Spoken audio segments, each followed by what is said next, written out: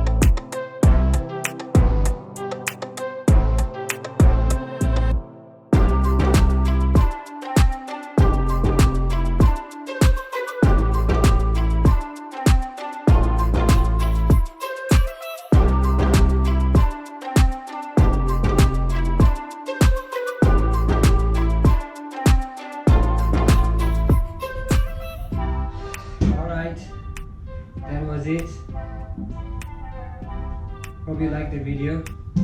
If you did, consider subscribing to my channel. Usually I do a video about running, cycling or product reviews. Since the delivery came in today, thought maybe I should just do a video about it to let you know guys how I do all these DIY things. So yeah, you can really do yourself as well. It was a bit complicated compared to those items from IKEA or basically IKEA items are more easier. But this one was a bit complicated. So that's about it. Thank you for watching guys. Peace.